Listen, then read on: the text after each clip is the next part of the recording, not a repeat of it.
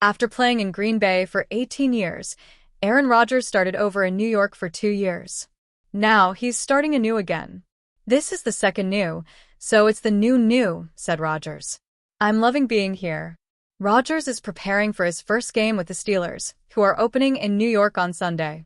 Will he be more excited than usual for the Jets? Rodgers said. "It's week 1. Nothing extra. No jitters."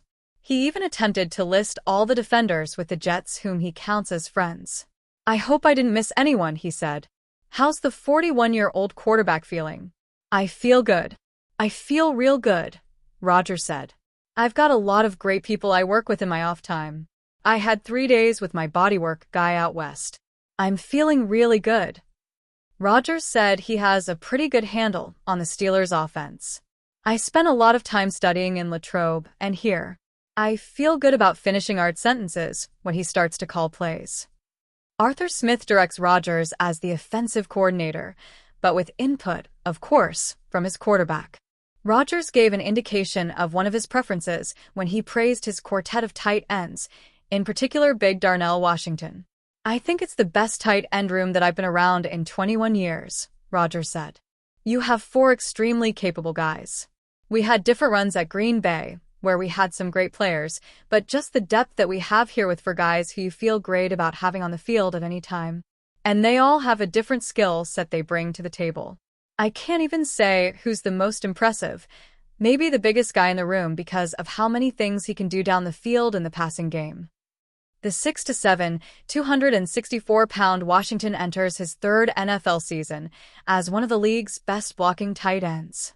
He's such a good blocker that local reporters questioned whether he may one day make a move to offensive tackle.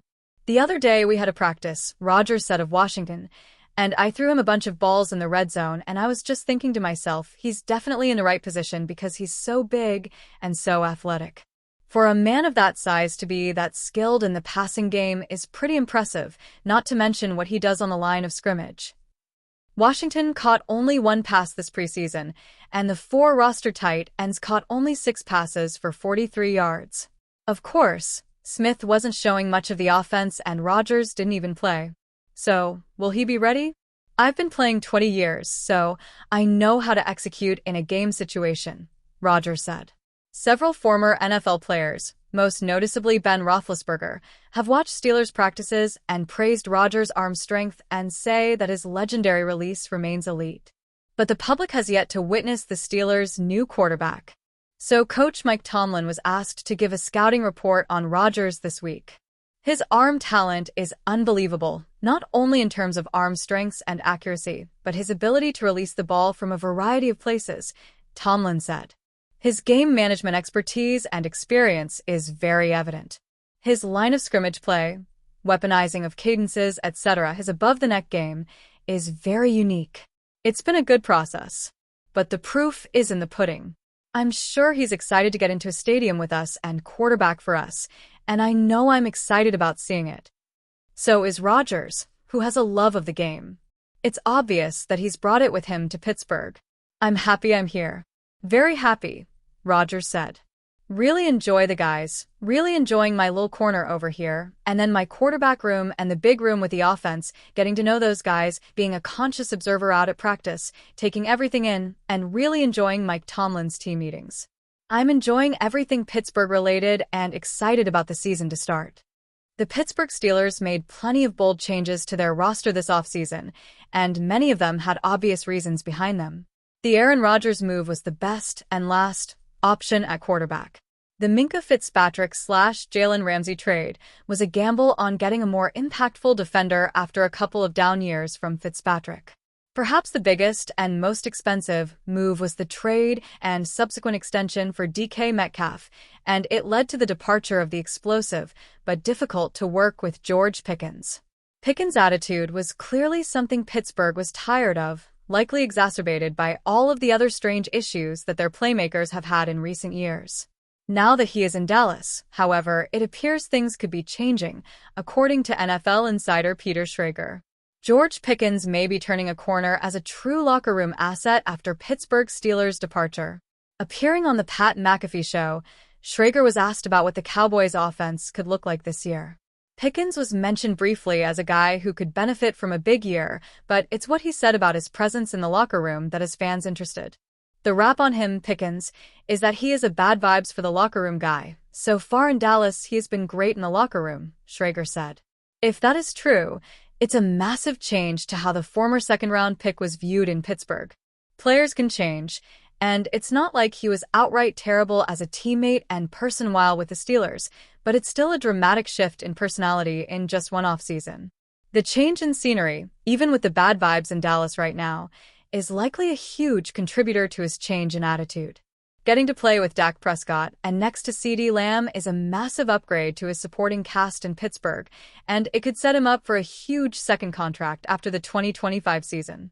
Things may be looking up for now with his locker room vibes, but if the Cowboys struggle without Micah Parsons on defense and a new-look offensive line, Steelers fans certainly won't be surprised if he starts to become a problem.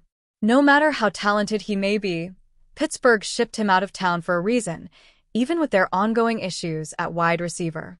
New York Jets WR Garrett Wilson already has a good scouting report on Pittsburgh Steelers CB Jalen Ramsey. Echoing media reports, like ours, from the summer, Wilson expects Ramsey to be a positionless player instead of shadowing him Sunday afternoon.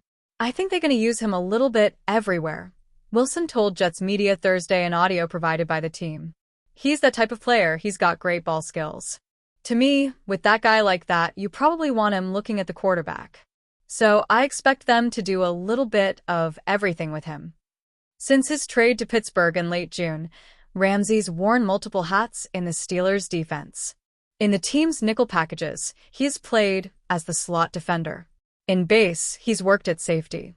And he picked up a handful of outside cornerback reps throughout the summer, the position he's played the most throughout his NFL career. Ramsey will likely do all of the above and potentially more in his Steelers' regular season debut. If Wilson, or any Jets receiver, starts cooking, Wilson knows those plans could change. If someone's getting after them a little bit, maybe they'll put him on that player, he said. Wilson is the Jets' clear number one receiver. A target machine a year ago with 154, he reunited with college teammate Justin Fields this offseason. In 2020 at Ohio State, Wilson caught 43 passes for 728 yards and 6 touchdowns, all from Wilson, as the Buckeyes went 7-1 in a COVID-shortened season. Wilson's comments of looking at the quarterback suggests Pittsburgh will play more zone coverage with eyes on the football. That could also help minimize Fields' legs if he tries to ad-lib and scramble. Last year, the Steelers kept a lid on Wilson. In their Week 7 matchup, he finished with just 5 catches for 61 yards and dropped a pass that landed in CB Beanie Bishop Jr.'s hands for his second interception of the night. With a new, more creative offensive coaching staff coming over largely from Detroit, they could unlock Wilson in new ways. Pittsburgh is counting on their personnel upgrades, Ramsey and CB Darius Slay, as the perfect answers. Truly, I expect a mixed bag with him lined up all over the field, Wilson said. Broadly, it makes sense for Ramsey to play in the slot on early downs when Pittsburgh's in nickel or safety when the team is in its base 3-4. On third downs and other obvious passing situations, Ramsey could bump out to cover Wilson. In that scenario, Slay might come off the field with Brandon Echols assuming slot duties. No matter the configuration, Ramsey versus Wilson is a matchup of two playmakers. Whoever walks away with more plays might also walk away with a win.